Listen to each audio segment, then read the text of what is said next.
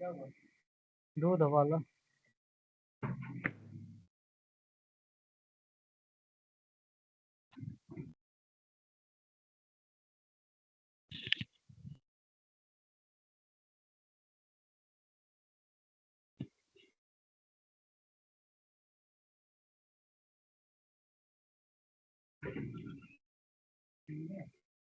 थोड़ा काम कर रहे हैं, थोड़ा काम करने से।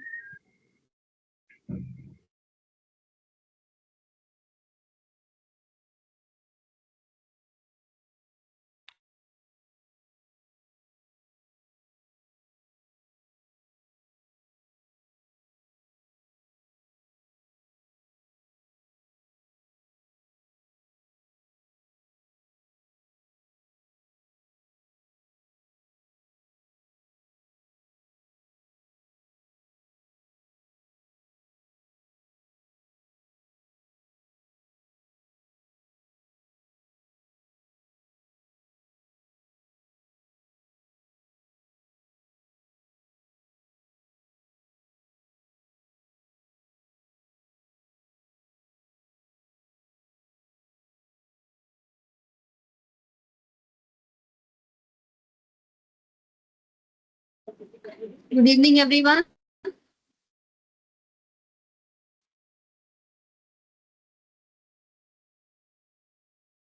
Good evening, ma'am. Okay, so group three, are you all here?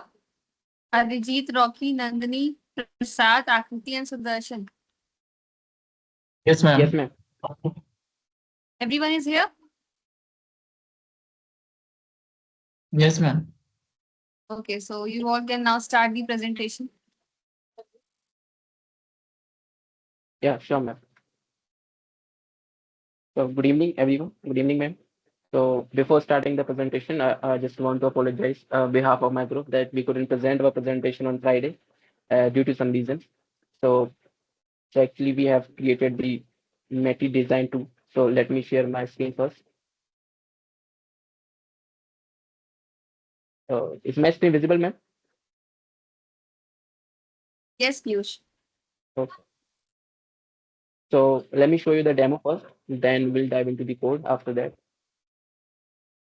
So, this is the landing page of our whole website. So here some logos are there, some options are there, the login button, everything is there. And after clicking on the designing button, you can register yourself. So if you want, I can register the new user. Otherwise, I have already the register user. So I will just add the credentials. After that, it will be logged in. After that, this is the dashboard part. So actually, it will take some time because I have deployed the backend. So it is taking some time to load all the designs that I have created. So this is the dashboard. After clicking on the about, so this is some information about our project, that what are the future scopes, what are the features that we have in that project, everything is there. Then we have one review section. So all the reviews of the customers will be stored here. After that, after clicking on that button, this is the main, that is editor part. So here you can enter the name of your design, like let me type the nature. After that, you have two options like pencil and eraser. So here you can just type anything with the pencil. You can fix the size of the pencil. There is the size of eraser. After that, there are some shapes that you can add, like rectangle, square, circle, oval, triangle. Everything is there. You can choose anyone. For example, I'm choosing the kite. So it will be shown like this. You can adjust the size as well, like this. After that, we have move up, move down button. So let me show you how it is work. For example, I'm adding another shape like this. Let me change the color first. Okay. So this is the another. So for example, I want to pop up the big one. So I will just move down it. So it will be go to downside of the big part. So this is how the move up and move down function will be work. Then we have the font of the text. We can add the text. So there are some fonts you can choose anything. Like there is one text I am choosing, and just write the text like nature, or click OK. Then the nature will be shown here like this. After that, uh, all this thing, we have one more option, that is rotate option. So here you can rotate your design anything you want. After that, there is three options are there to upload the image. If you want to upload the local image from your local system, you can upload it like this. For example, I'm uploading this image. You can rotate this as well. You just need to select the image and you will be able to rotate it. After that, if you want to save this in your cloud, in the Cloudinary, as well as it will be saved into your backend. So it will be saved in your, and if you want to download, so it will be download in your local system. So this is how our whole project will be work. After that, if you want to just delete anything, just select that and delete it, so it will be gone. After saving this, you will be able to see all the recent design will be here. So it will take some time because I have deployed the backend in the sorry, I have deployed the backend, so it will take some time only. Before that, there is one more option that is all the design will be here. So you can arrange them based on the date created or based on the title. So these are all the designs that I have created. For example, these are the designs, and there are two options of there. If you want to delete them, there is option. You can click on it and you can delete it simply. Let me see. This is load again. I should use the local host instead of deployment link. And there is the one blog option is there, but it is not working for yet. This is for the future scope. Like if you want to add another page, for example, like contact us, or is there any page, so you can use here, you can add this page here. Like if you want to update this, so you will be able to update it. Just do all the changes whatever you want, so you will be able to do it. So it was our whole project. Now let's come to the code part. So I would like to call my friend. So it will start explaining the code in authorization and authentication. So Anshuman, over to you.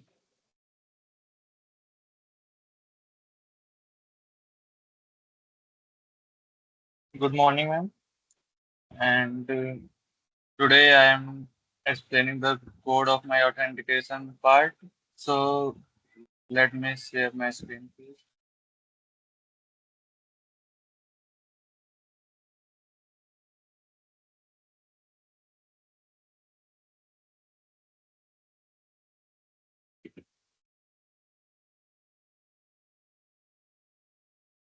Yes, my screen is visible now, ma'am. Yes, yes, you are visible. Okay. So, so good morning, everyone. I'll start by explaining the code of my login page. So in the first line, I import React from the React library because it's required to use JSX and create function in component in React. Then I import the use state hook from React. This hook help us to store and update the values entered in the input field like email and password. After that, I define my function component and name login using an arrow function. Inside the component, I created two state variable using use state. Like these are the use state. Sorry, this use is loading and form data this type of. And these variables will hold the values entered by the user in the login form. Next, I write the function called handle submit. This is this function is called when the user click on the login button. Inside handle submit, I first write e.prevent default. This stops the page from reloading when the form is submitted. Then I send the user login data to the backend API using the fetch method. And the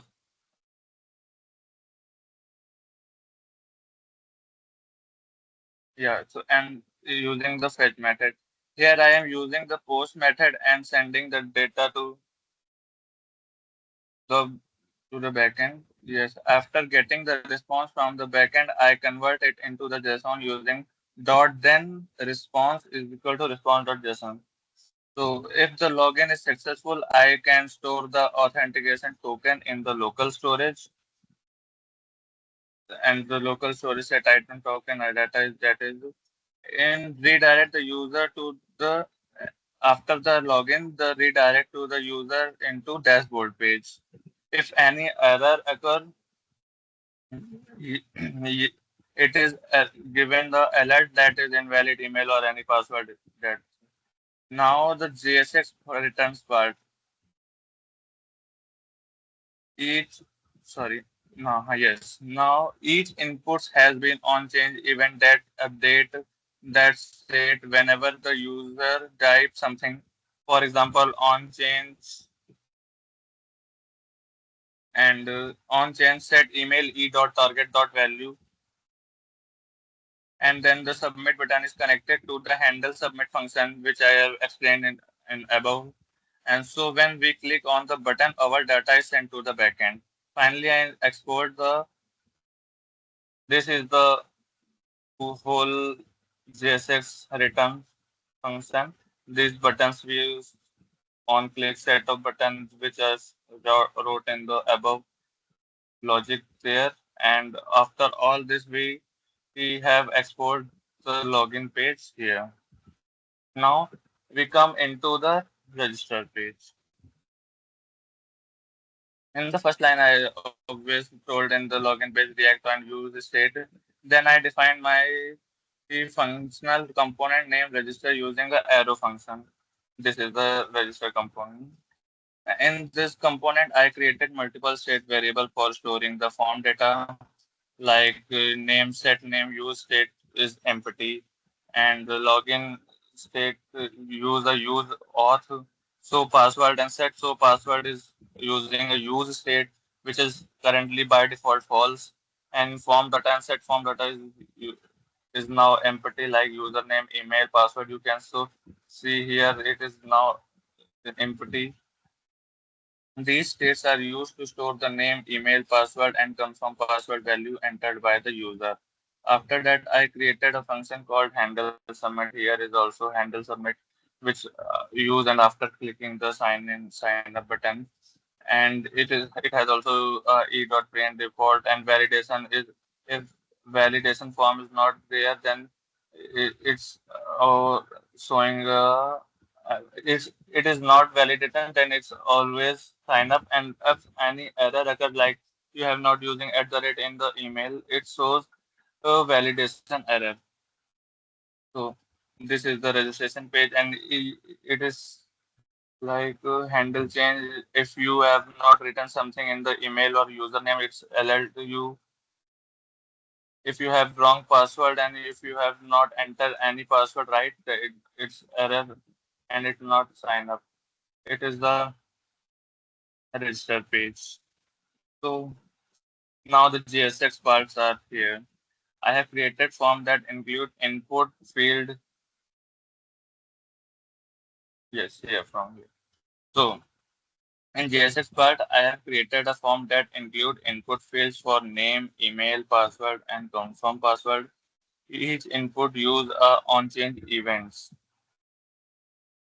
So when we use on change, it is used by a on use state function like set name e dot target dot value. So then I have added a submitted button that triggered the handle submit function when clicked. I have also used basic CSS classes to make the form look neat and responsive. Finally, I export the register component using the export default register. And thus we use for CSS, relevant CSS. These are the like absolute top three left to text access in each inline CSS, you can say, to apply a tailwind CSS. And now we export the register. Now I come to the review page. In review page, I I import a motion from the primer motion library. Primer motion library is used here for adding smooth animation and transition to element on the page. Next, I define functional component named review using a arrow function. This is the component. And inside the component, I have created an array called reviews. And these are the reviews are given by each one. like ID1 name Elias, ID2 name Bob, and their comments is like this, ratings by 4 It is rated by and ID should be unique and name reviewers name, rating name, number of star which they give to us, and comment the user feedback message. Animation variant. For animation variant, we have used mm, the fir- the first one is container variant, which is control the animation for the overall container. It defines two state, hidden opacity 0 and visible opacity 1 transaction, stagger children, stagger children 0.15.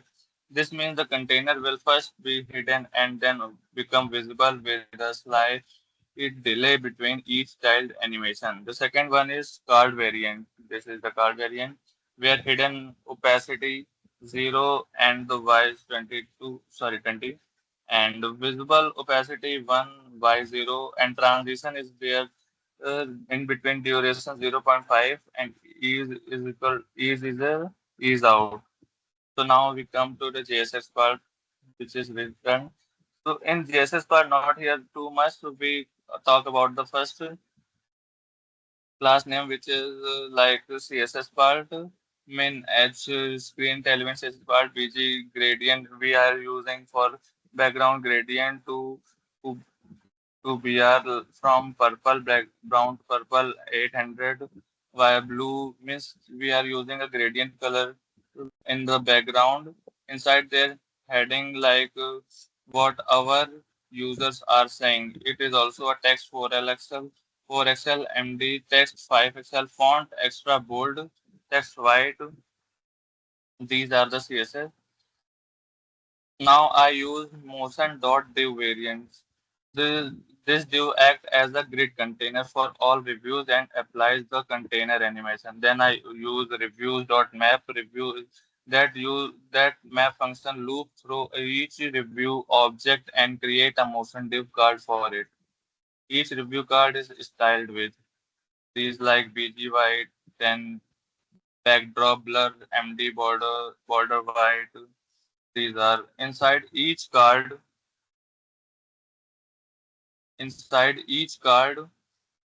there is a circular avatar that displays the first letter of the user's name using review.name.char at 0. And then the review's name is shown.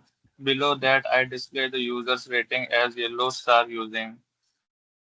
Finally, the user's comment is shown in the paragraph with the light gray text. And the footer section is like footer section after all reviews that a footer at the bottom in the fades in smooth using primer motion and shows copyright information. So overall, the review pages display user feedback dynamically with the style UI, smooth animation, and glass effect layout. It is used as React for components, structure, and rendering, primer motion for animation, and Tailwind CSS for modern responsive style. So this is all about my side. I refer to Piyush. Thank you. Okay, thank you. So now the Kritika will explain the code editor part. Kritika, over to you. Uh, yeah, okay. Thank you, Piyush.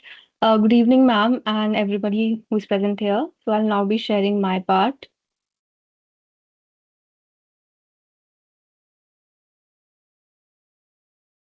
Okay, so now I'll begin with presenting my editor.js file and the canvas editor.js file. These are the two files that I've contributed towards. So first of all, starting with the editor.js file. So as you can see here at the very beginning of my code, I have imported some of the very important React hooks like use effect, use state, use parameter, and then I have imported the canvas editor component. And this will help me to basically display and edit my designs. And then moving on, I have this component. So when it comes to defining this component, first of all, we have this part. So this is basically responsible for getting the ID parameter from the URL. And then we have secondly, we have this part. This is responsible for storing the fetched design details from the backend. So after we are successfully able to fetch the details regarding a particular design, this is responsible for storing that detail. And then we have this thing. This is responsible for basically tracking the loading status, and this is for tracking the error. And if some kind of error happens in our system, then it is responsible for basically displaying a error message. Then moving on, we have this component. So this component is a very vital part of this code, and this basically makes sure that, for example, there is no there is no design ID, for example, and I'm creating a very new design, working on a new canvas, and I'm not trying to access any previously stored design in my system. So what this code will do is it will basically reset the design data to an empty object, and it stops any further execution. And then this part will only run when the component is basically mounted. And in this case, it's this editor.js file, or whenever the ID changes. Then moving on, I have this set loading.true, which is basically a loading flag and which enables the UI to show a loading message. And this secondly, set error, which has been set to null. It clears any of the previous errors that were there in our system. Then moving on, we have this. So this basically helps us to get the JWT login token from our browser for authentication. And then we have this fetching the fetch call. So what this does is this part of the code has helped me to call the backend API with this code and to get the details of the designs with this particular given ID, as you can see here. So basically, what it does is it sends my login token to the backend, and it basically lets the backend know that who is trying to access the system, and and it prevents any kind of third party or unauthorized access to our system. Then moving on, we have this part of my code. So it basically what it does is if the server responds with an error, so basically, if the server we are somehow not able to get in touch with the server, or the server is down right now. So what will it do? It will basically show an error message, and such as this one, that failed to fetch design. And then secondly, I have this section of my code. So basically, if the fetching was successful, what it does is this part of the code is responsible for updating the design data with the response, and then all of the since the design is now being displayed, the loading will be set to false. And then lastly, I have this error. For some reason, if I was able to access the server, but I was not able to get my design and any data regarding to the design I was trying to access. So this part of the code will be responsible for catching any error regarding to that process, and it will give out error messages, and it will clear the design data and also set the loading to false. And then this part of the code is responsible for displaying a loading message, and then we have the error message. And then lastly, at the end of my code, I have ensured that the React component will always show the editor canvas editor UI on the page, but the contents will depend on the value of the design data, as you can see here. Now, what do I mean by design data? So either I would want to work on a previous design, or I could be aiming to create a new design and work on a new canvas. So basically, if the design data was fetched successfully, and I'm talking about a previous stored design on the cloud. So if the design data was fetched successfully from the backend, the canvas editor will receive that particular data about that design, and then it will populate the editor. Otherwise, if there is no such data regarding related to a particular design ID, then a blank canvas will be presented so that the user can start from scratch and create a new design. Then moving on, I will now be explaining my canvas editor part, which basically handles how the user interacts with the canvas and is the main front end part of our system. So again, at the very beginning, we have all our important React hooks. And then moving on, I have this function. So this function data URL to blob. Why is it important? And basically, its purpose is to convert the encoded URL data into a blob project. So, in layman language, if I'm trying to explain this function, what it is doing is this function is very crucial for our system because we want to process, or basically in our case, what we are trying to do is we are trying to upload image data that we have generated on the canvas to Cloudinary. So this function helps us do that. And then moving on, we have this function draw polygon. So this draw polygon function, its purpose is to basically draw regular polygons on this 2D canvas that we have. Some of the parameters that I would like to explain is this one, CTX. So CTX is basically used in the context of a 2D canvas. Then we have X and Y. These are basically coordinates that will be associated to our polygons, the various shapes that we'll be dealing with, such as a few have been named here. And then we have radius, then sides, and the colors that will be associated to the shapes. Now, as for how the shapes will be drawn, I have created this for loop here. So as you can see, this for loop will run for each side. And then moving on, this for deciding the angle, this part is used. And for each side, a unique angle will be given. And then this part of my code handles, basically it converts the angle into coordinates with respect to the center of that particular shape that we are trying to create. And then this is for basically moving the cursor, and this is for drawing a line that and this basically helps us to travel from one corner to another and drawing a line between those two corners. And the rest of these are basically for finishing up this shape. And close path is basically reaching to the point where we've started from and closing the shape. And then we have this one is for selecting a particular color and then filling the shape with that particular color. Now we have this constant handle size, which has been set to 16. What it is responsible for doing is it's basically controlling the size or the pixels for the objects that are being displayed on the canvas. And then also we have a next ID here, and next ID is basically it is an ID that is associated with every element that I'm placing on my canvas. For example, if I'm placing a square shape there, or I'm writing a text there, or I'm uploading an image there, each element will be assigned a particular ID, and it's basically a unique identifier for every element on the canvas. And then moving on, I have get default size. So this basically determines the default width and height of an element in my system on my canvas. So now, as you can see, for some of the shapes, such as rectangle, square, and oval, I have given a particular width and height, and I can also control the image size, the default ones.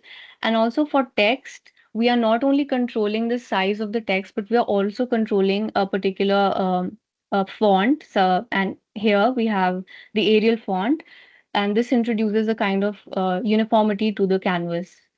And then for the rest of the shapes, this is used, and all the other shapes, like as Piyush, while he was showing the demo of the project, there were multiple shapes in our system. So for the rest of the shapes, other than these three, this will be followed for them. And then moving on, I have this canvas editor part. So this part is basically responsible for uh, basically all the complex and interactive editing that takes place on the canvas. This whole part is responsible for that. So as you can see, we have here that I am able to modify, select shapes, resize them, and then moving on, I can draw, I can erase freehand. These are the functions that allow me to do that. And then moving on, I also have the choice to change colors, or I can switch tools. I can set the size of the brushes for uh, the freehand drawing. And then moving on, I have history and set history. So one of the very important features our system is providing is undo and redo. So this part becomes very important for that particular feature. So, what is history? So, history is basically this is an array which will hold the entire state of all the elements and the modifications and changes that we are doing to that particular element at each step. For example, when I created a shape and then in the next step, what I did was I changed its size. So its initial size will also be stored in that index, and the change that I made in the very next step will also be included in that index, and so on and so forth. All the modifications regarding a particular element will be stored, and this way it helps the undo and redo process. Then set history, it basically tracks that which step is basically on the canvas right now. So if I press undo, what will happen is in the history index, the index will be reduced to 1, and if I press redo, then the opposite will happen. The the index will be increased by 1. And then we have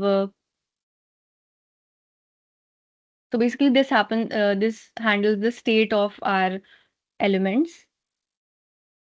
Then moving on, I will now be explaining.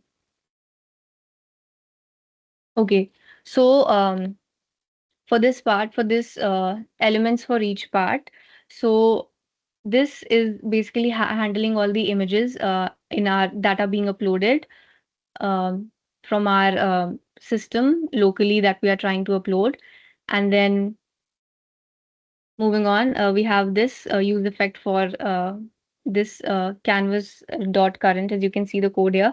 So here what we're doing is we are trying to get the drawing context, and we are setting everything, like for example, we are clearing the canvas, and we are setting the default styles when we are creating a canvas. And then this part is basically handling the rotation setup for all the elements. So as you can see, rather than providing an individual rotation option for each of the elements, we have provided a slider there. This becomes important. For example, if I'm trying to rotate an element and I want the element to be rotated exactly by 180 degrees, so our system provides a very important feature that way, and we are able to uh, measure the exact degrees by which our shape has been rotated, and I think that's important. And then moving on, this part of my code basically handles the image elements, and then this is the part which handles the text elements. It basically sets the font, sets the color, or helps with the positioning of the text. And then we have this part of my code.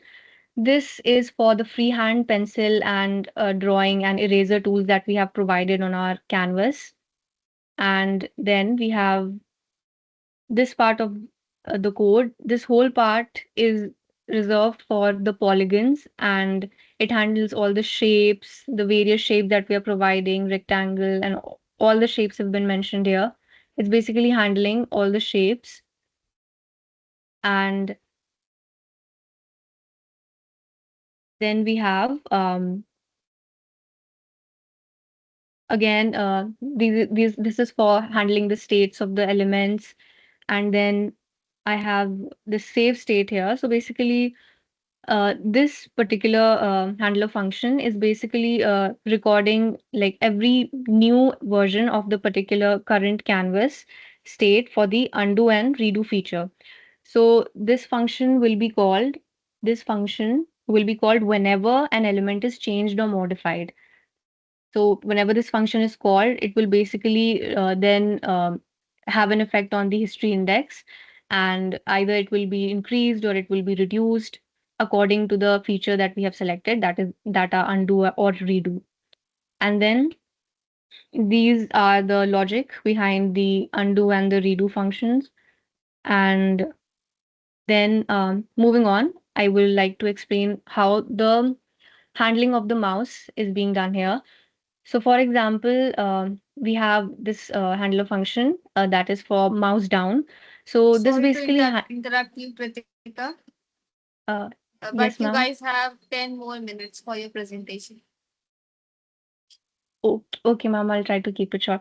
So, ma'am, basically, this part of our code it's basically handling how the system will react when the the button of the mouse is being held down, and this part is when we're trying to move the mouse around, so how the canvas will react to that. And then lastly, I think these are handling the shapes and text, filling the colors or to the text, to the shapes. And then lastly, I would like to explain how we're trying to, handling this, the saving or uploading our design to the cloud. So I have started this progress with showing a particular clear error message. If we are not able to uh, perfectly carry out this whole process of uploading to cloud, then an error message will be displayed. Then secondly, again, we get the JWT authentication token. And another important thing in our system is that we convert the canvas to PNG and then to blob object when we are trying to upload the PNG to Cloudinary. And then, of course, then comes the type of request that we're trying to make to the backend, that is first put or post. So post is basically when we're trying to save a new design to our system that was not previously there, and put is for those designs that were already there, but we have made some kind of updation to that particular design, and then we have saved it again to the cloud. And then lastly, I have the view or the styling of how the page was done. And uh, as you can see, all the header part is here, and then I have the top toolbar with all these options, and then I have the left panel that I've created with all these other options. And then lastly, the main canvas area, which will be responsible for handling whatever the user will be doing on the canvas. That's it, ma'am. Thank you. Okay. So I'll Thank you, be Kritik. Yeah, yeah. Thank you. So Garvit, you can start and please keep it short and simple. Okay.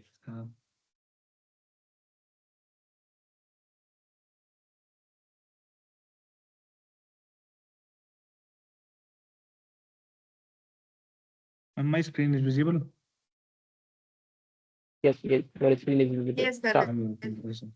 So I'm basically in this dashboard or JSX, I have done the imports and setup. So in imports and setup, import React. React is imported to create components, and I use this hooks like use state and use effect. And in this news navigate allows programmatic navigations between the pages. And it is motion from framework motions adds animations to elements like cards, button, and background shapes. And in this React icons, I provide some font awesome icons for interactive buttons like trash, edit, and heart, etc.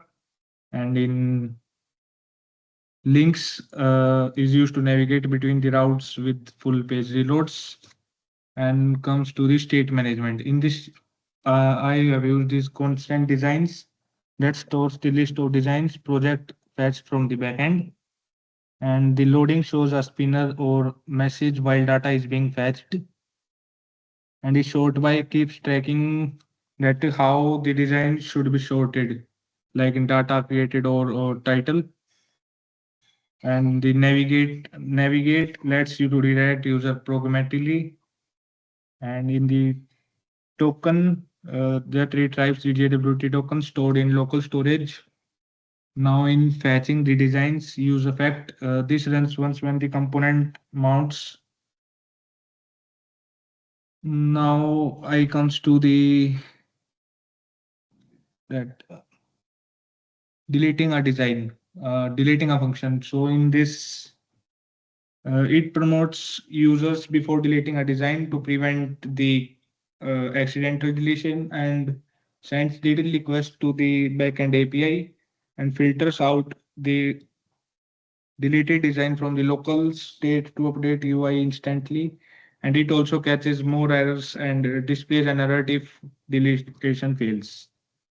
Now in sorting algorithms. So in this, it constant sort designs, it makes a copy of the designs array to avoid mutation states. And also it states the, it's sorts by title alphabetically or the data created, which helps the user to find the design efficiently. So in the navigation and actions, uh, like in constant and add new, which navigates to the editor to create a new design, and the open design is for navigate to the editor to edit a specific design. So after that, this animations, in this I have used constant card variants which designs the framer motion variants for design cards. Animates fades in, rise effect, and hover scaling and shadows. So and in like next I have done the banner which displays a background video with a dark overlay and a title animated with faded in user using the framing motion. And after that, the control sections, basically in this, we adds a new button to create a new project and allows dynamic sorting and navigation. So, and use the design cards. In design cards, each card shows a thumbnail or icons, edit, delete, like new batch for recently added designs, and a user grid layout for responsive display. And we have used a conditional rendering like a loading state, loading design, no design, no design, no found. So basically, ma'am, this is the code.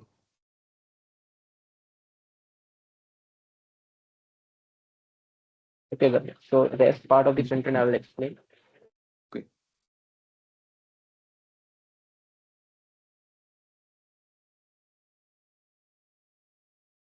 So the rest part is the first one, we have the API.js. So basically, this is the access of the backend. So first of all, we have the environment variable. If we have environment variable set, so it will use it. Otherwise, we will use a local host. Then we have auth token and current user. So the token will be saved here, and all the information of the user will be saved here.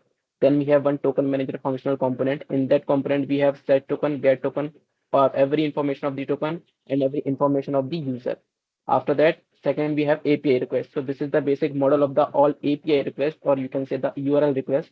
For example, there we will first of all we will get the token from the token manager. Then we have one config. So in the config, there is a header, and by default, the content type of the header will be JSON. And if we have the token, so we will send the token in the bearer token. After that, if there is any option header, so we will merge this. After that, with the help of fetch, we are sending the request. And if the response will be 401, it means if there is any error, so we will redirect it to the login page. And if there is everything is correct, so it will return the data. Then there is a catch. So if there is any error, so it will show that API request error. And in the auth API, we have some functions like a register. So the register auth will send the request. After that, we will take the response. In the response, we will get the token that we will set in the token manager, and all the information of the user that will set in the token manager functional. After that, in the login, same with the login, we will take the token and we will set it into the token manager, and we will get the information of the user, for example, email, password, everything. Then we have logout button. Whenever we will click on the logon button, or user will be click on the logon button, so we will clear the auth, which means we will increase the sorry we will decrease the token as well as the or all the information of the user. Then if you have verify token and forget password, with the help of email we can forget the password. And in the last, we are exporting the default file, that is auth API. So default means we are just exporting one particular component. After that, we have protected route. So protected route we are using to protect our some pages, for example, dashboard and everything. So some things we are importing here. The main thing is a use auth that we are importing from the auth context. So before that, I would like to explain that so it will be easy to understand. So auth context we are using so that there will be no unauthorized access. So first of all, we are creating one context. So with the help of this line, we are creating one context that is auth context. And there is another thing called use context. So whatever the data we have in the auth context, we will be able to access it with the help of use context. Then we have one auth provider. So auth provider wrap all the pages around it. So it will be easy if there is any unauthorized access or there is any logged out user. So it will be not easy him to it will be not able to access the all pages because we have auth providers. So in the auth provider we have information of the user. We have the status that the user is login or not. After that, we have check auth. So whenever we start our app, so it will check the user is logged in or not. If the user is logged in, so it will take the token and all the information of the user and it will send it to the token manager. After that, we have the login. So in the login, we have user data and token. After that, we will set user if we when we are logging. So we will take the token as well as the information like email, password, and we will set it. After that, in the logout button, we just need to click on the logout button, and the token manager will call the clear auth. So it will clear the token as well as the information of the user. So the user will be logged out. After that, in the update user, we can just update the information. At the end, we are creating one object that is every information of the user, every like a user is logged in, logged out, everything will be here. So we are building one auth context dot provider. This is the built-in component of the React by which we can wrap all the pages. So so there will be no unauthorized access. After that, the protected route. So we are using it for our some important pages like dashboard, everything. So here we are just this is the loading spinner. Basically this is for animation, like if there is any error, I mean if there is any if there is any time of if there is any delay, so we will see one loading spinners for animation and it will show that loading your dashboard. After that, we have protected route. So basically children here are represent the pages and we will wrap the pages in our protected route, and we are using the information of the user from the use auth. Use auth means the auth context that we were seeing already. After that, we have this. So basically, when we open the app, so the system will check that if the user is logged in or not. And at that time, it will be some delay. If the user will not logged in, so it will be redirected to the login page. If the user is login, so all the pages will be appear smoothly. So at the end, there is a if the user is login, so all the pages will be appear smoothly. Then we have one home page.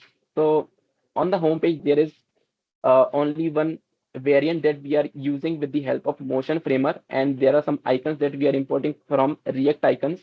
And with the help of these variants, we can animate our components. So all these are the elements like header variant, text variant, button variant that we will use in our written part.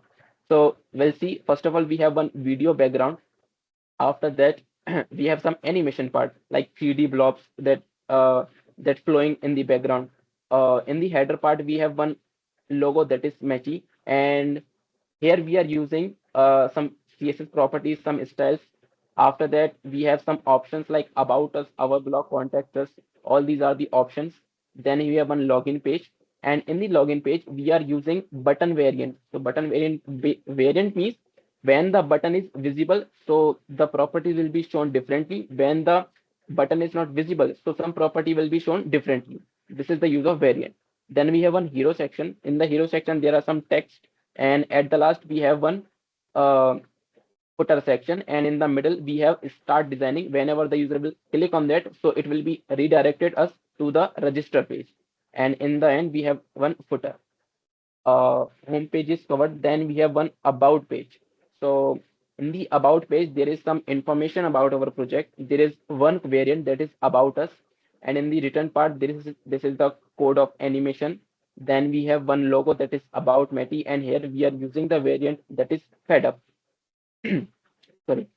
Then we have some small description of our project. After that, we have the information like title, description, color, everything for the card that our information will be shown on these cards.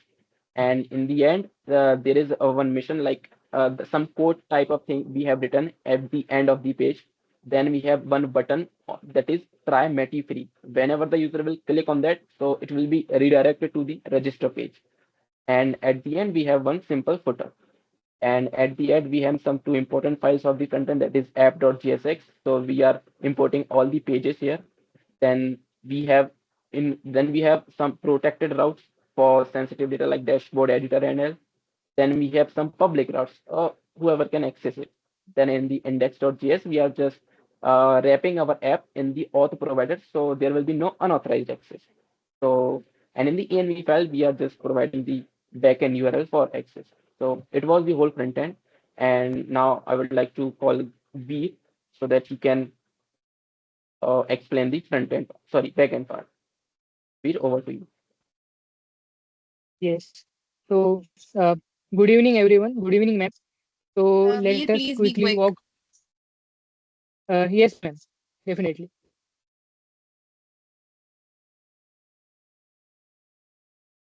Uh, is my screen visible, ma'am?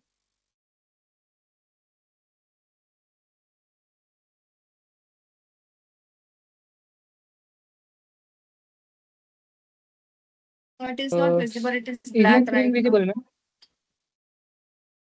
Yes, now it is visible. Yes, ma'am. So, basically, my contribution to this project was the entire database configuration, authentication and authorization, and testing of our backend APIs through Postman. So, um, I had created here a config folder in which I had created a db.js file in which I had established the database connection in an asynchronous function. I had leveraged the best possible practices that I can. So I had also used here the connection.on method, which also listens for disconnection events. Uh, Also, let us quickly move through our user.js file in which we had leveraged our mongoose models. So here we had created our user schema so that the username, email, and passwords can be stored. Also, ma'am, I had here created a pre-hook, which is basically a pre-save hook in a Mongoose is a middleware function that runs automatically before a document is being saved in our database. So this hook checks if the password field has been modified or not, and if not, then it moves to the next operation. Also, ma'am, here I had created a instance method. A instance method or schema method is basically a method is a custom function that is defined on the Mongoose model that can be used on its instances. So here basically we are comparing our plain text password with the stored hash in our database. It usually takes a password as an input and return a boolean value. At last, we are exporting our models so that we can use it in our controllers. So let us quickly move through our controller functions. So in the controller section, we are here basically importing our all the necessary models. Uh, we had created the register controller in which we are basically fetching our all the data from the request.body objects. Then we are validating it. If it's not valid, then we are returning here a message that all credentials are required with a status score of 400. Then our whole business logic we had placed in a try catch block. Here, at first, we are checking uh, if there is an existing user in our database. If found, then we are returning again an 400 status code along with a message that the email already exists. Uh, Apart from that, we are creating a new user in which we are placing all the data, username, email, and the password hash. The password will be hashed from the pre-save hook that we created earlier in our user model. After creating our user, we are saving our new user in our database. After saving the user, we are just creating our JWT token for authorization purpose. Uh, Here we are using the JWT.sign method. After creating a JWT token, we are sending a response to the user of status 201 along with the token and our user record that we are created in a register controller. And in the catch block, if the operation performs to fail, then we basically return the 500 status code. Then let us move towards a login controller. Here we are using the same as we are extracting the data from the email and password from the request.body object. Then we are validating the inputs, and then finally we are here finding our user using the email. If if the user don't exist, then we are basically returning a status code of 400 along with the message that user not found. Uh, and then here we are using the schema method that we earlier declared in our models. So here, if if is password correct, we are passing our current password to the schema method. If it is not a match, then it will basically return a message that the password is invalid along with the status code of 400. If all the credentials are correct, then we finally create a JWT token here with a similar approach to that of the register controller. And at last, then we are returning the JSON response along with the token and our user and our created user. And if all the operations are performs to fail, then in the catch block we are finally returning a status code of 500 along with a message error along with the error message. So let us move over our middleware part. So here basically we have created a authorization middleware where we are importing the JSON Web Token library. Then we have created a middleware function in which we are extracting the token from the headers. If the token is not found, then we are returning an unauthorized error here. Then our whole middleware logic is being placed in a try catch block. So here basically we are verifying the token with the secret from our environmental variable. Uh, and after decoding it, we are placing that decoded information in a request.user object. Uh, After storing the information, we are passing the controller to our next route handler. And in the catch block, if it fails to perform the operation, then we are basically returning a status code of 401 along with a message of invalid token. Also, ma'am, we I had also created the routes, login routes in auth routes.js file.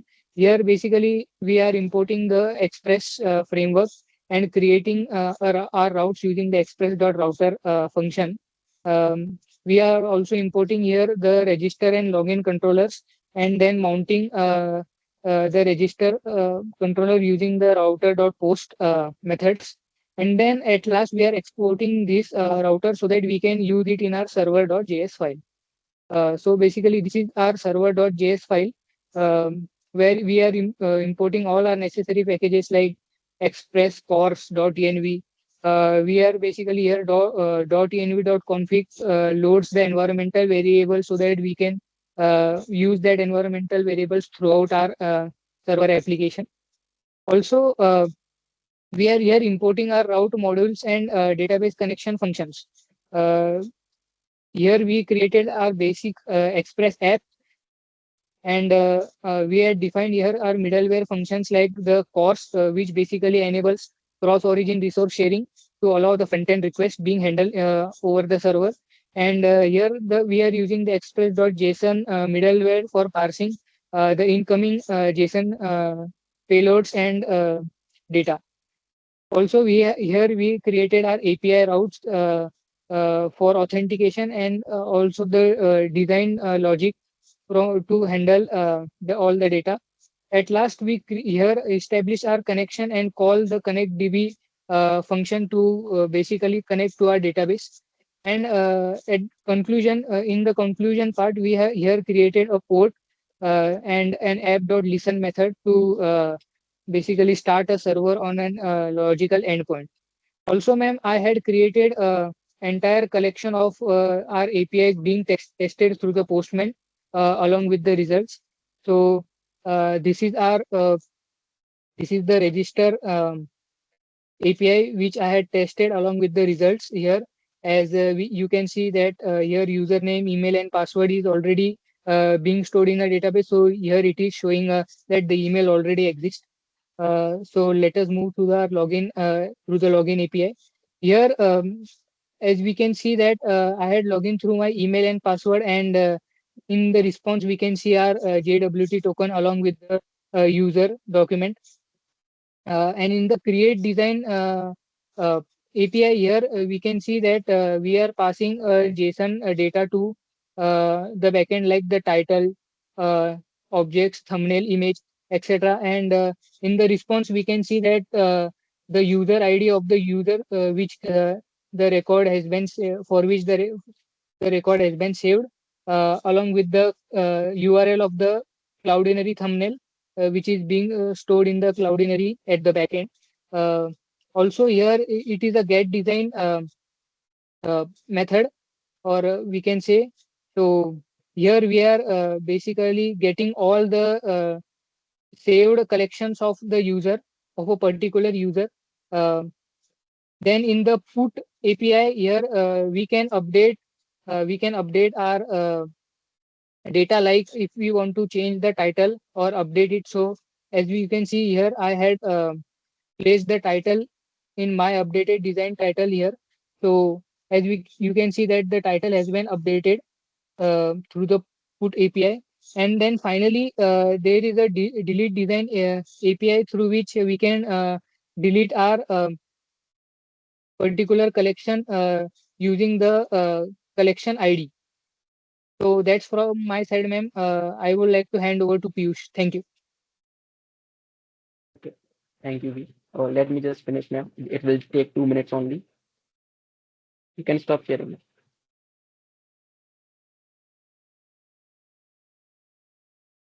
Okay. So let me just finish the backend first. So most of the part have been covered. There are some just the logic that we are writing here in the controller part. So this is for creating the new design, like whatever the things that we are taking, title, JSON data, thumbnail, where everything is there. For getting the data, we will just collect the user ID, and on that ID, we will get all the designs. After that, update the design with the particular ID. We can update that design. And for deleting the design, we will just find the ID and we will delete that design. And if we want to get particular design, so we can get it by the ID. After that, we have the model part. So in the model part, this is just the schema of the design, like the title name, JSON data, thumbnail, and the user ID, everything is there. And after model, we have the routes.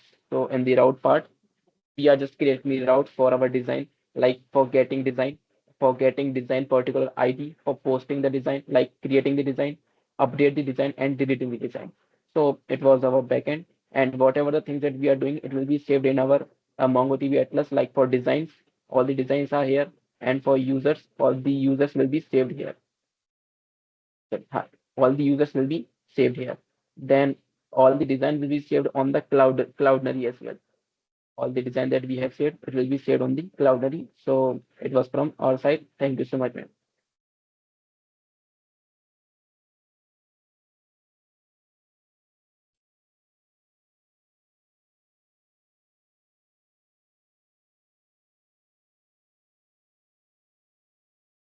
Okay. So just send me the report and the have you deployed this project? Yes, ma'am, we have deployed. So send me the both the links like backend and front end both. Okay, so ma'am, in the mail, do we need to send the deployment link of the all projects or only for this project? Yes. If you have deployed all the projects, then that is very good. So you can send the deployed links for all the mini projects and as well as the major project. If you have not deployed, so as compulsory part, you have to deploy week 4 and week 5 project. Others, week Okay, 1 like to 3, you can but send the GitHub repository. yeah, so top three, like for the top three projects, I have the GitHub link, and the rest three projects, I have the deployment link for both front end and backend. Yes. Okay. And everyone from yours was group 5, right? Yes, ma'am. Yeah. So everybody from group 5, and others also just send this mail to hr@gncipl.com, where you have to mention all the GitHub repositories as well as your if you have deployed links, you have to mention deployed links for your projects. And just send me the screenshot that you have sent the mail so that I can uh, maintain the record of that, because that is a compulsory part for your certification. Yes, ma'am. Okay, so next, who is going to present, group 3 or group 4? Group 3, are you ready?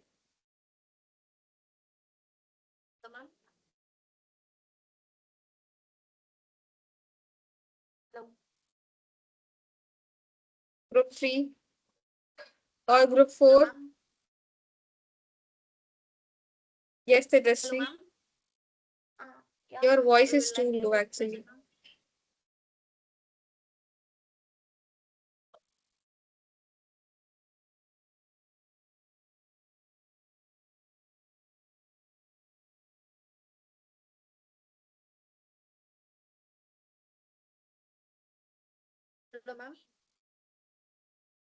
Yes, Tejasvi, your voice is too low.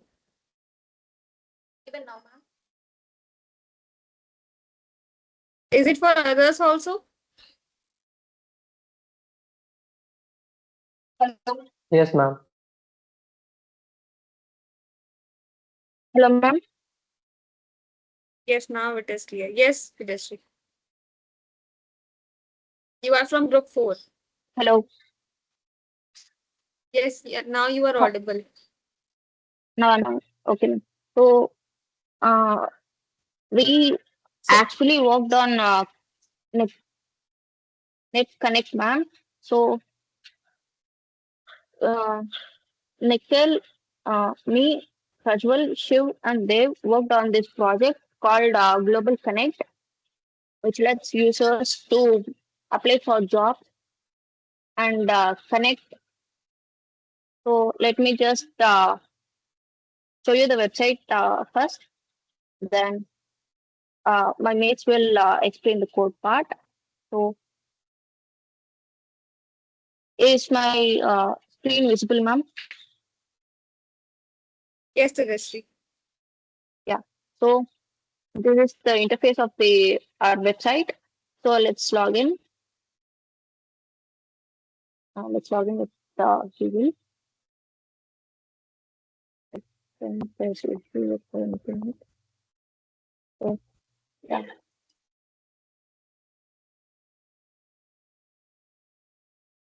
So once we sign in, it shows the post page which contains all the posts of the users, and we even have a filter where we can only show posts of my network.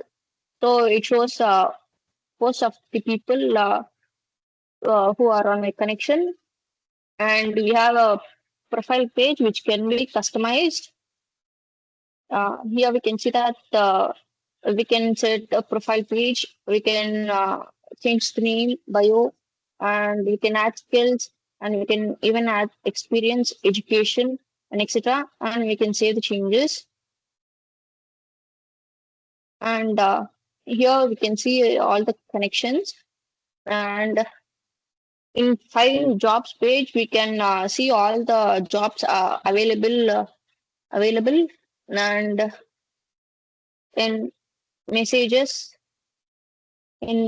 page we can see the charts of our connections, charts between our connections. So this is the chart page, and we even have a notification page which shows notification when user comments or likes your post, and it even shows notification when you receive a text message, and we get notification when we have a new connection request. So this is the interface, and when we log in as a recruiter, this account I created as a recruiter.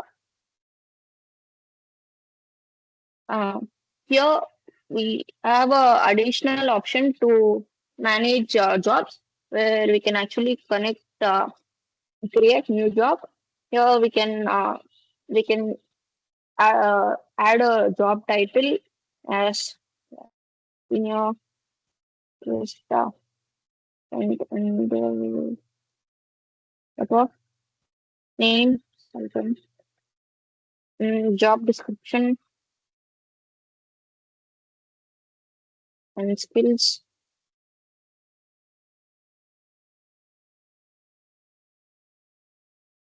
Hello, ma'am. Am I audible? Yes, Sudashri. Uh, so we can create a job like this, and uh, same we have notifications, messages session, and notifications and posts, all posts, and a profile page for both recruiters and uh, employees searching for jobs. So this is the whole website. Now my teammate Lakshay will take the presentation on. Lakshay, hello Lakshay. Am I audible, ma'am? I will stop. Yes. Hello. Yes, you are audible. Okay.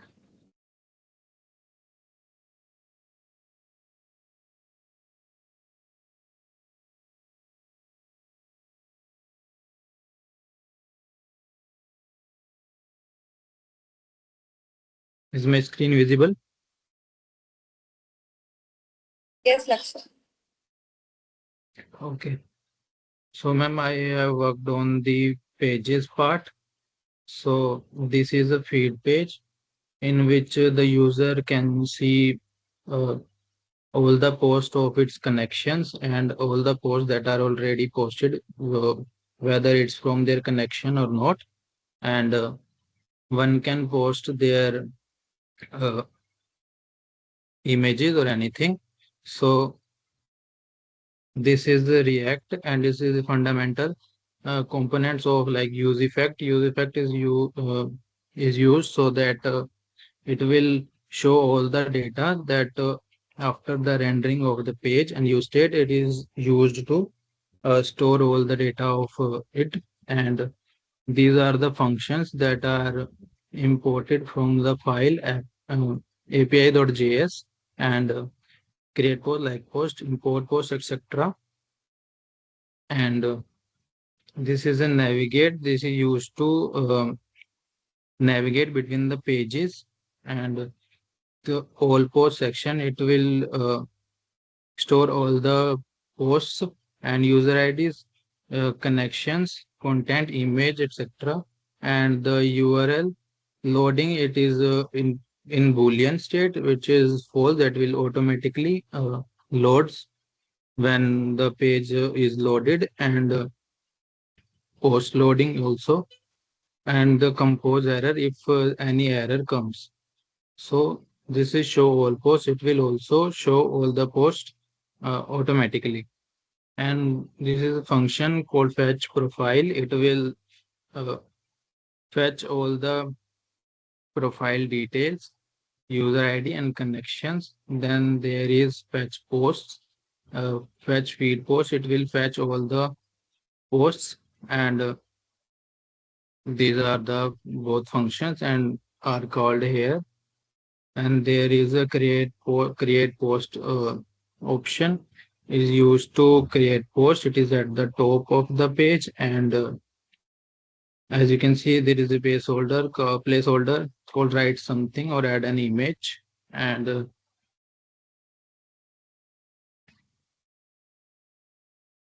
this is the form data. With the post sharing, there is a file option also, which is an optional to post an image, and it will show us the error if the image is larger than 3 megabytes, and if it also shows the error if uh, that image error, and If someone wants to remove the selected email, then it is a set preview error, and it will remove the file and shows the file as null. Then this is a skeleton card. It will show the pre-animations, like if the page is not is in loading state, but still not showing all the details, it will load automatically and show all the preset details. And these are the functions that used to like or unlike the posts. And the report section, it is also on the postcard, and there at the bottom there is a comment option. So now there are the UI rendering.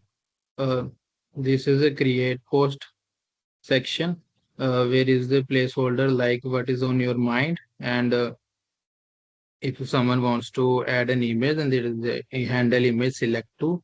And if as I told earlier, there is a remove selected image option also. It will show as a button called remove. And there is a submit button too. And also on the feed page, there is a filter toggle too, in which someone wants to see their connections post only, then it will show you only the connection post. And if someone wants to see all the posts, then it will show all the posts of the entire people that they posted on it. And there is a feed. If it is in loading state, it will show us the skeleton card only. And if not, then it will return us the uh, post. And this is the author side. uh, there is a default avatar, that is, if someone didn't have their profile pic, then this default avatar will show on its profile. And there is the styling of content also on the post sections. And there are the actions that are on the post, like the hand likes and report, and with the button. So there is comment also. And at last you can reply on it also. And then there is a landing page too. So if the user is not logged in, then only it will show us the landing page. Otherwise, it will show nothing and say directs it to the feed post. So this is the hero section. The heading will be connect, collaborate, and grow. And the paragraph is like share updates and find opportunities. Then if the user is not logged in, then it will show the sign up, login, etc. And all the features that are listed on it. It will show in the array like map like structure in a list format. And then there is a call to action at the bottom where join the network. It will uh, lead us to the sign up page, and your create your profile is also the same. And there is also a link to create account, which directs links to the sign up.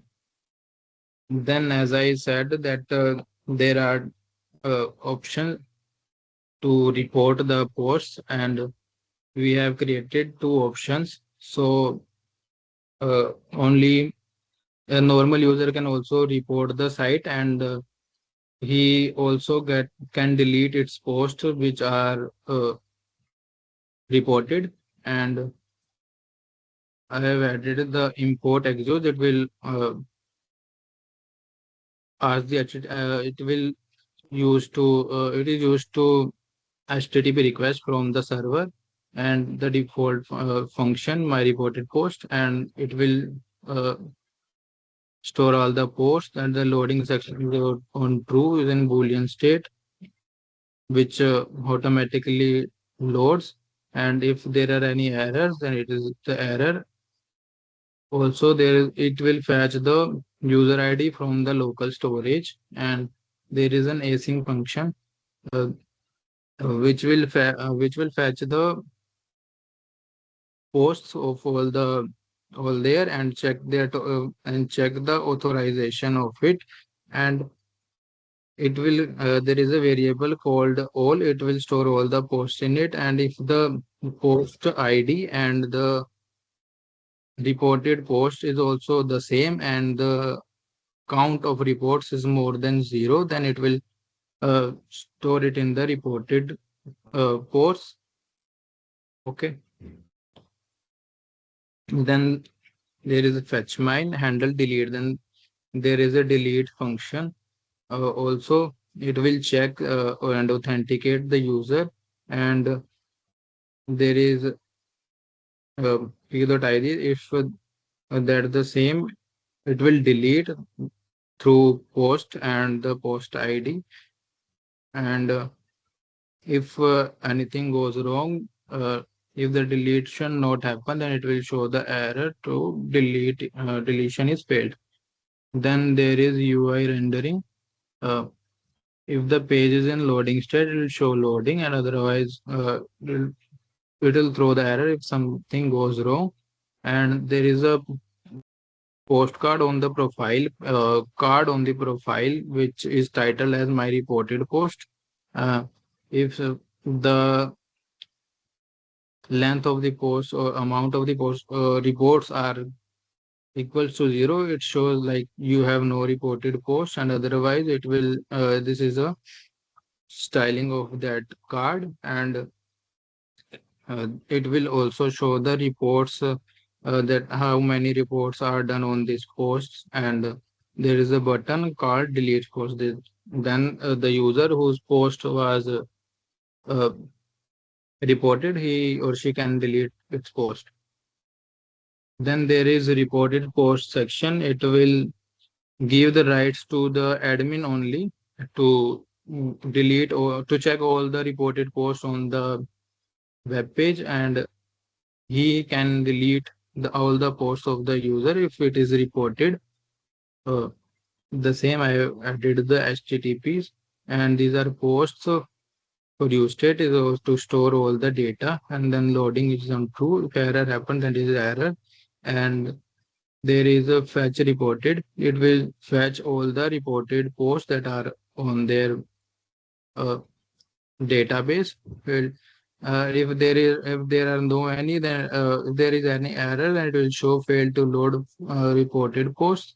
Then there is a handle delete. It will delete the post. The same functionalities like we had in the my reported post also. Okay, and now there is a UI section which is also shows on the admin section like reported post. Now there is no my reported post. It is only reported post for the admin. And if there is no, then it will show that no reported posts. And the same functionalities like we have, you can handle delete posts also. And there is a button for it to delete the posts. And there is a then there is a search results page also, which will result all the detail that user wants to see. He can sort out all the details of it. Uh,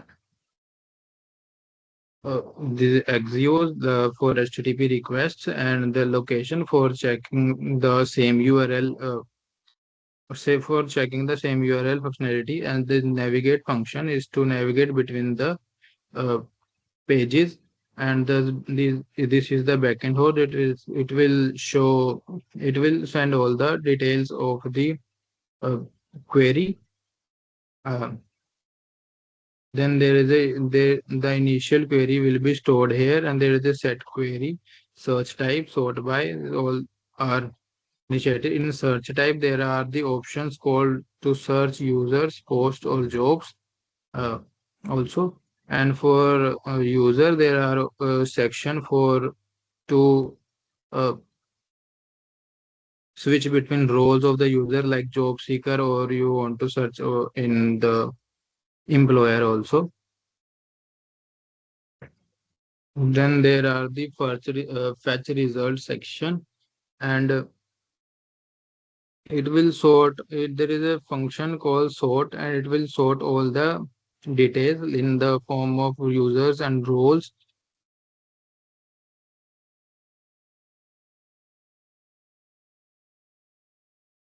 uh, After the searching of anything, it will there is no need to refresh the page, as it will automatically renders, and you can one can easily update their query and use their search, and this is use effect already, so that it will show the changes.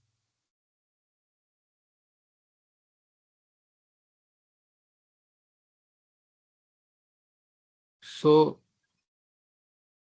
after the query, there is a filter section to filter the query, and there are options too. The preset value is all. It will show all the details. So rather it is a user, post, or job, it will show all of these. And if someone wants to see only about the users, then it will show only users by selecting this option. And then there is a post option also, and then jobs also. And for the posts, we have the sort option also, like date, sorting by date, likes, or comments. And for users, there is options like user you want to search is a job seeker or an employer. Then in the results page, then in the results page, there are the different stylings of the result section. First, it will show the jobs section. Uh, Then, if one can, there is a button which is on clickable. If one wants to view the job, that is uh, showing that it will navigate to the jobs and click on it. And there is a job ID also.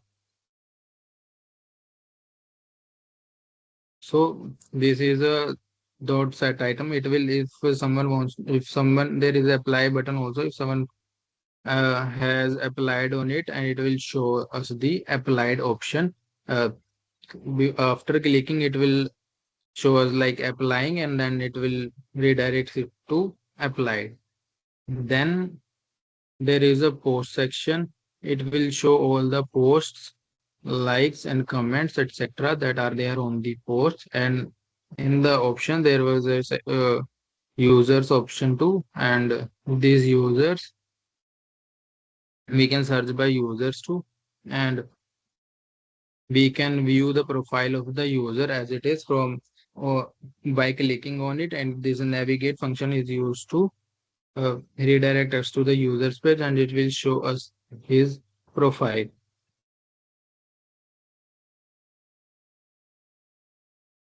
And there is a button at the view profile, beside the view profile, and it will shows the if someone wants to connect to them. If at first it will show the connect option.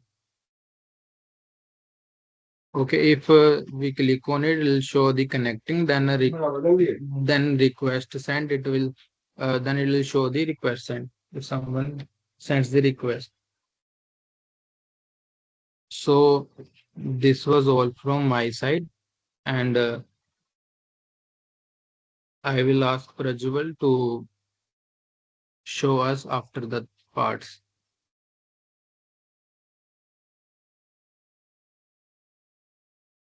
Hello, am I audible? Yes, Prajwal. Maybe is the screen visible? Yes, Prajwal, it's visible.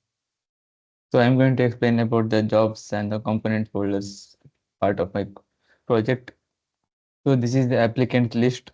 So when the employer will post the jobs, they have to view which are the applicants they have received. So this page will list all the applicants. So I've used use effect and use state so that they don't have to reload as the applicants they get the applications, and each one has a job ID. So based on job ID, the applicants will be rated into that particular job ID only. so that other jobs won't have the same applicants. So here it fetches all the applicants. So whichever whoever applies for the job, so based on that job ID, the applicants will be get stored in that, and it will fetch and display it in the applicants list. So in this, it will also show like which is the job title which you have which a employer has done, and it shows that applicants. If there are no applicants, it just says there are no applicants yet, and it will display all the users which whoever had applied. It will show the experience and education, basically like a small summary of the user.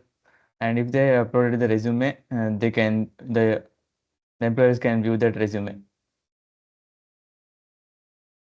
So this is for employer side to create the jobs. So this part, title, description, skills, and company are the input fields, and all the inputs we stored we type are will be stored in this part. So it is a handle change. So whenever there is a change in data, it will handle that, and we can submit it through the help of the handle submit. So here we create the new job, input all the details, and the handle submit will handle those details and send it to the passage and then save it in the backend. As we have imported the create job API from the, so it will show it in the create job API. This is a jobs list. So whenever the job seeker has to apply for the jobs, this will display all the jobs which employers had uploaded. So based on this, check the current user role and the user ID. If there is a employee, the job seeker is logged in, it will show all the jobs. If it is the employee, like the employee who was posting the job, it will not show them the job list. So here it's fetching the jobs which are all the whichever the employee has created. So here the job seeker will have the option to apply for the jobs, and this handle apply will handle that. So with the apply button, when the user job seeker will click on the apply button, it will be stored in the database.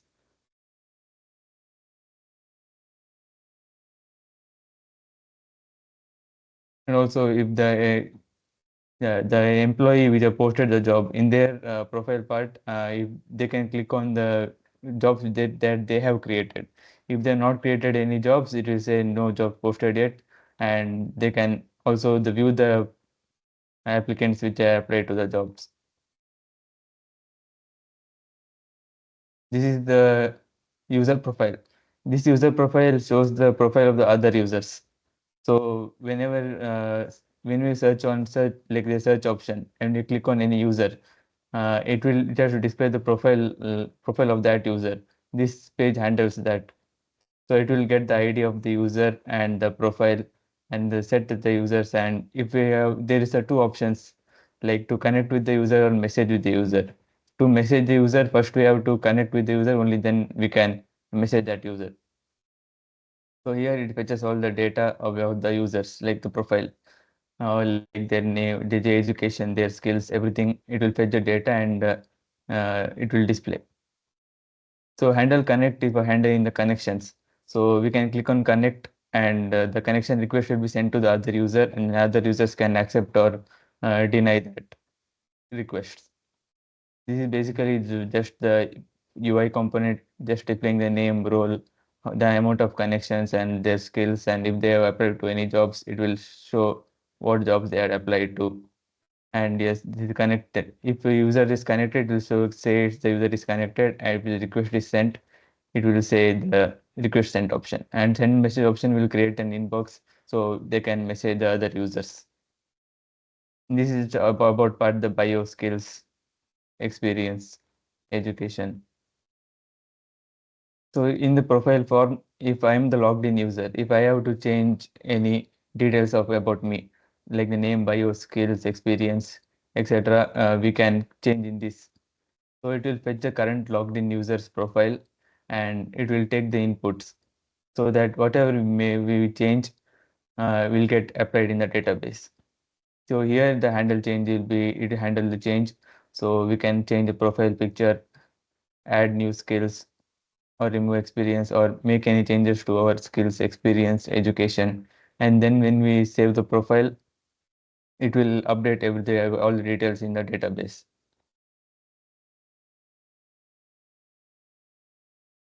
So if for some reason our updating the profile doesn't happen properly, it will say failed to update profile. If it is successful, it will say updated successfully. If there is a slow internet or something, it will say loading profile until the profile is loaded, and so that it's a good user experience. So for you profile feature changing, we have to can either upload the image directly, or we can give the profile URL, and you can change all the name, bio skills, and all the other details just for the input text. And the handle submit, when you click on submit, it will save changes, it will save all the details. This is to see the current logged in users profile. So this was for other users, and this component shows the current logged in users profile details only. So here we can fetch the request and connection. If someone else has sent us any connection request, here we can handle all the requests and connections like accept, or we can deny or any requests. So this is a handle request. So whichever action we create, it will get successfully. If any, like we couldn't do any connection, we will say fail to active request. So this is just a profile part, just displaying all our connections, skills, our saved jobs. And this is edit profile option where we can click the button to edit our profile. Then bio skills, all the basic UI part. So if there are any requests, it show any requests and show which users we have connected to. If there are no users we have connected, it will say you have not connected any user. And this is for messages. And when you click on view messages, or like message part, we can click on the message and we can view all the users which are messaged to.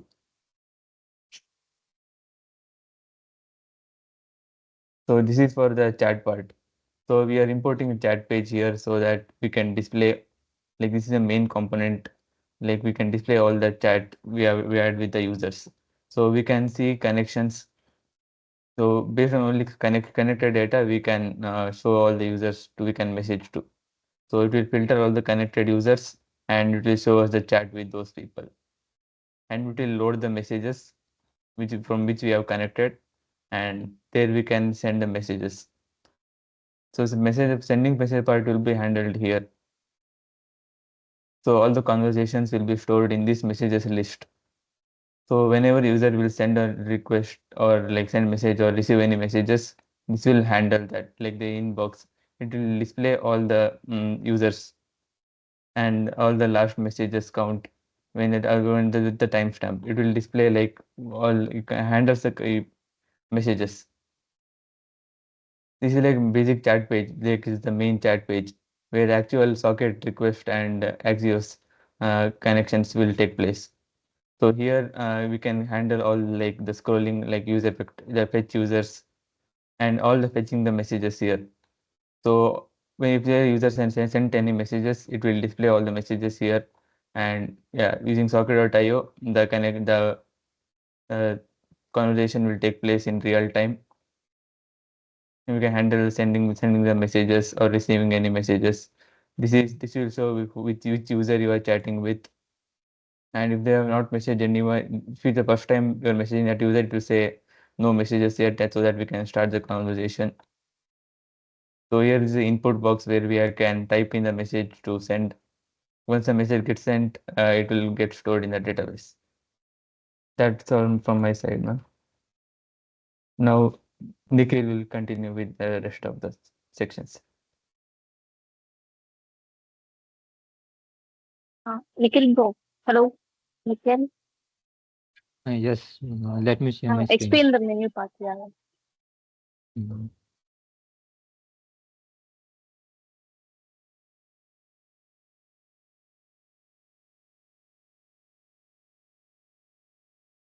I'm going to explain a menu part.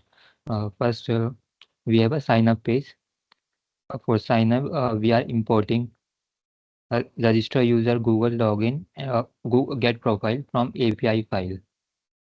Then we import use navigate from the React router DOM. Then we have a use state input form detail. We we are taking a name, email, password, role, and profile pic in this. Then we have function handle change, and this function mm, is for all input field like here email, username. Whenever user change anything in a input field, we save it here in a set form. Then we have a handle submit. When user click submit button, then this function run. In this function, first we are appending all details like name, email, password, role in a form data. Then we are storing this detail in a res variable, and we set our token in a local storage. And we need to set success message account created successfully, which here.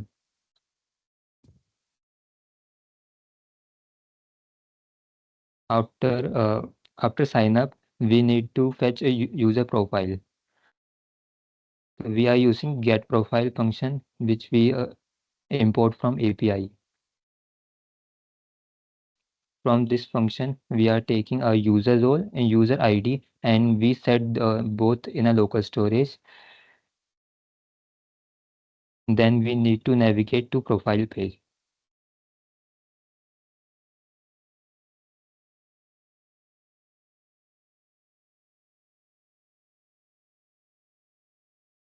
Then we have a login file in similarly like a sign up file. In login, we have a login user get profile set or token from API file, and we import use navigate from React router DOM, and we have a use state for a form or set form in which we are taking email and password. We are using use navigate for navigating, and in use effect we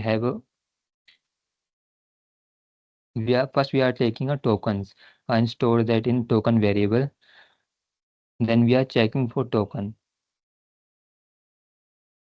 If we have token, if we have token, we send that to set or token. Uh, then we are fetching Google profile. Here we are yes, we are setting token to here in API. Then we are using get profile to fetch a user profile, and we are setting similarly like we do in sign up page. We are setting user role and user ID in a local storage and navigate to profile. Then we have a handle chain. This is also same. Whenever user change anything in an input field, we set it to in a set form. Then we have a handle submit. In handle submit,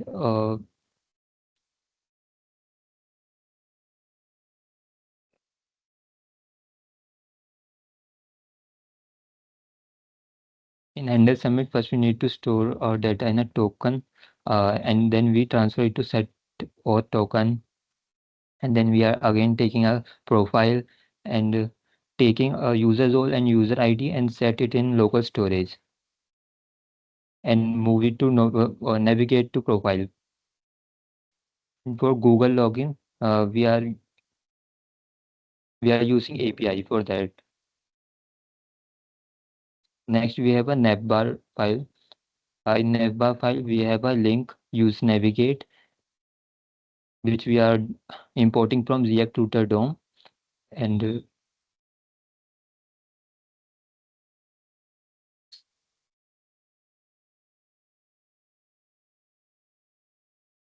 in this first we are taking a token from a local storage and store that in our token. Then we are taking a user role in a role, and then we are checking for a token. Uh, we are checking that user is logged in or not.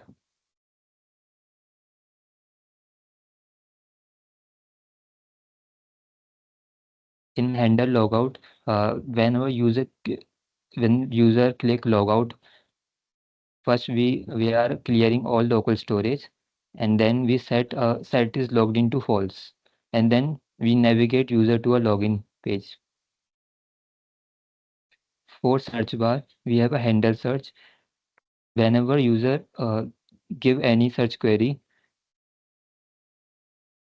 we are checking for that. If user give any query, we navigate it to a search result.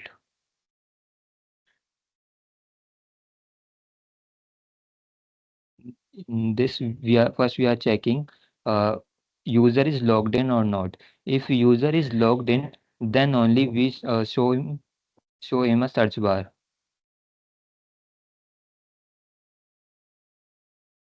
Then here also we are checking for logged in. If user is not logged in, we show them a login or sign up button. But if user is logged in, we show them profile, job, message, and other button. Then this code is for mobile layout, and it have a same logic like this code. Then we have a private root JSX. In this we are navigate, and first we are taking a token and store that in a token variable. Then we are checking for token. If we have token, it it means user is logged in, and we give access for children components. But if user don't have token, then we navigate it to a login page. This all from my side. Thank you, Nikhil. Now, Shivkumar will explain JWT authentication and user profile management. Shivkumar, proceed with the presentation.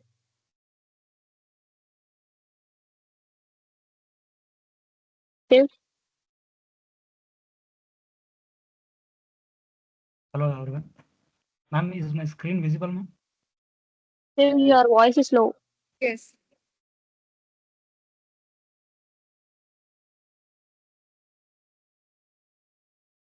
Myself, Shivkumar. In this project, Global Connect, I have closely worked on backend development using Node.js, MongoDB, and Express.js. For APIs, I used REST API for authentication and third-party APIs like Cloudinary for image storage. When it comes to building backend application, first I focused on a role-based access control system where the roles are admin, job seeker, and employee. Each and every role have particular task and certain limits inside the application. They can perform only that application, that task. For user, I have name, email, password, and the bio, profile image, experience, education, skills, and connected users ID would be stored in the user model, and the connection request sent, and the saved jobs and the roles.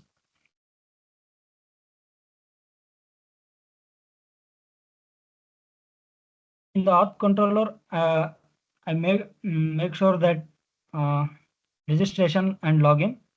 While registering, I'm accepting name, email, and password. For saving password to the database to avoid to maintain the privacy of the user, it's necessary to hash the password before saving it to the MongoDB, and it must be at least 8 characters in length. It must consist of uppercase letter, smaller case letter, numbers, and special characters. And I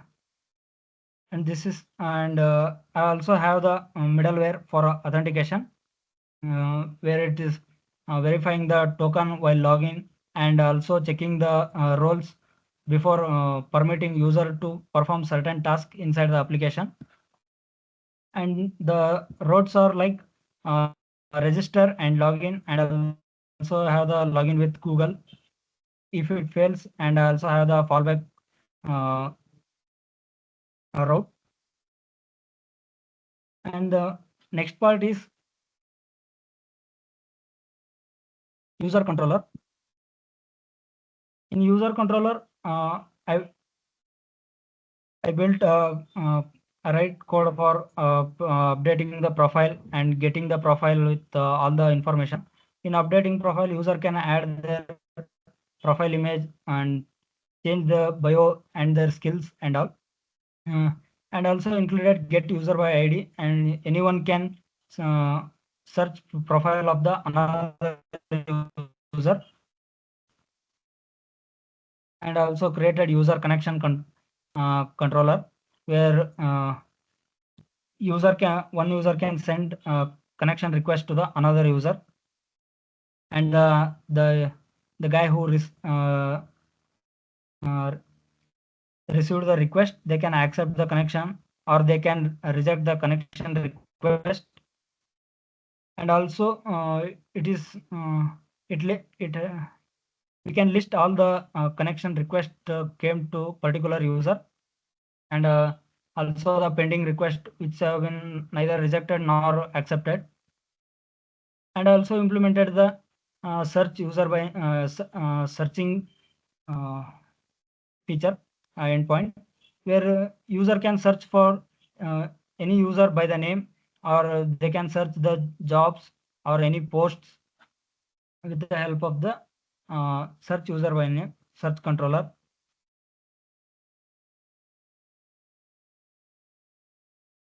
And user connection routes are like sending request, accepting request, reject request, list connection, and the listing pending request, and searching the user by the name.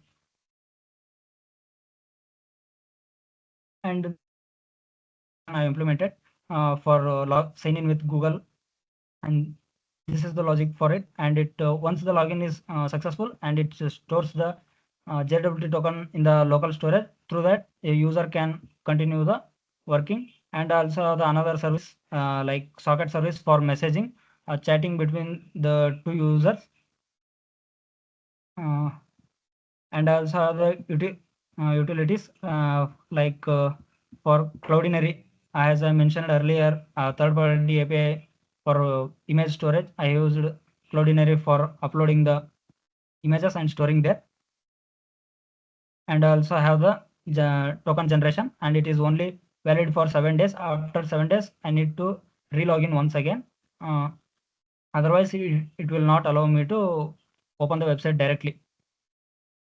And to maintain the code readability and maintainability, I created an app where I imported all the routes and handled all the logic in the server page.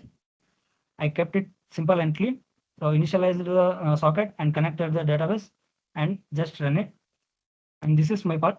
And also deployed it, also uploaded the code to the GitHub, front end and back end, and also updated with the live demo, the deployed link of the front end, back end, and even the API documentation is also available.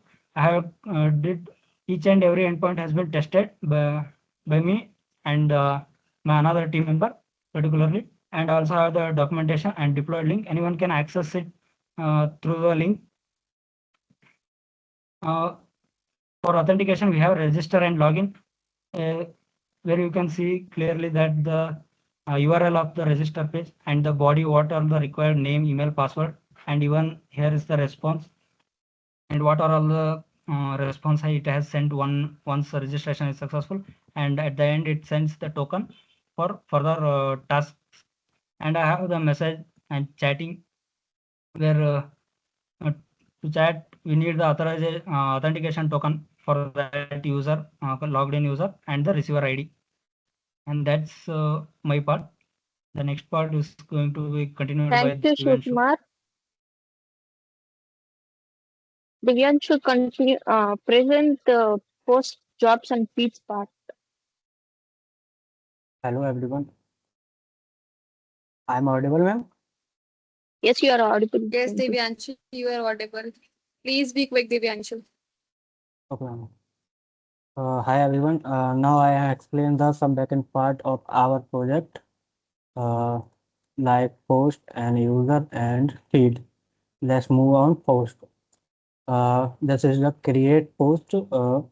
The function also the users to create a new post if the post contain an image is upload the image of uh, clouding using upload stream. Then it save the post contain user ID and image URL of the MongoDB database. Finally, it send the JSON response confirming the post and creation. That is uh, after the creation and when the user update the post to allow only the creator of the post to edit it. If a new image to upload, the old one is deleting from the Clodry, replaced by the new one. Update both text content and image, return the updated post. If you can add the this ensure that consistency old image are not left behind in the story. When someone return to the post old, then use after by the new. Then move of the delete post. The post can be deleted by the either of the creator or the admin. Uh, and then delete the image, the cloudry if any remove the post recording the from the MongoDBs. The maintain clean data, both the database clean synchronize, and then move up the report post. When the user find the unsuitable content, they can be reported. When he see that there someone is the wrong data, then he should report of this post, and then user ID is added to list report by to prevent duplicate reports. List all posts, fetching all the posts from the database. User populate to include your user details like name, email, and profile picture. Sort post by the latest creating by the someone who the function power of the user feed in the front end. List of all reported fetching only the post that has been reported by the only user used by the admin to review and take action against user. Like on post when a post is a like a trigger and notification to post on it using the created notification. Uh, and then is move on the comment on the post. Allow user to comment on the post. Each comment is stored on the post document comment array. Send the notification to post owner mandatory who commented. This support real-time engagement between the users. And then move on job controller.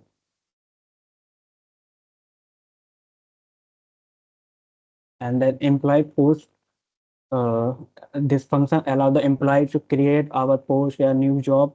That means someone who apply for the job, detail like description and required to still save MongoDB and logging in the user. List all the jobs, the fetching all the user listing from the database. Each job is populated with the basic detail of the user who posted. That means user populate posted by the name, email to include the employment details. Little all the job for display on the front end job board. Apply for job. Prevent duplicate applications that add the applicant to the job applicant array, create notification, user X applicant to job titles, etc.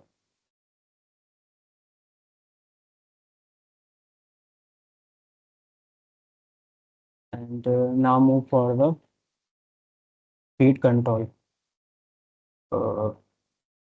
First user get user feed. This function generate the personalized feed for the user. It feeds all the posts made by the user and their connection. Find by the ID, combine the on the ID and plus connection ID. Fetch post from the all those users sort posted by the new first created and return a dynamic personalized feed. And then this is required to Mongoose, and this is a scheme. Firstly, post by the Mongo, post by the schema type of the object. When the reference of user is required, when someone user is apply for title, description, and skill and applicant, and post when someone who command the schema and post schema, uh, and then route feed. We are that is allowed to router get user ID protect feed and to control the get you feed when someone who feed like a post and like data to convert share to the feed control generator, and that is the job route. Employee can post a job and all user get all the jobs, and only the job field can apply for the job. Router put there someone who can share the post, and who employee get to the job as seeker to apply for the job router. Thank you so much. Hello. I would like to call Tejashree. Thank you, Divyanshu. So this is our project Global Connect by me, uh, Lakshay, Prajwal, Nikhil, Shivkumar, and Divyanshu. And I would like to know if there is any changes you would like to make me, ma'am. Okay, I will evaluate your project at my end also. Have you all deployed the project? Yeah, ma'am, we have deployed, ma'am. So just send me the both the mails, both the links of the front end and Yeah, ma'am. back end and your report file. As well as group Yeah, 5 and everybody else who is present in this session, I would want all of you to mail about the details of your projects, mini projects, and the major project, like I have given the format over in the chat box. And group 4 and I guess group 5, you have to send me the screenshots that you have sent the mail. Okay? okay, ma'am. I will make sure the screenshots are sent. Yes. So you just Ma'am, share should we your send in? screenshots in the WhatsApp group. Okay, ma'am. Okay. Okay, fine. So, okay. Others, I guess two groups are left. We will meet tomorrow and you can then present your projects. And now everybody else can leave the session. Thank you for being till the end. We will meet tomorrow.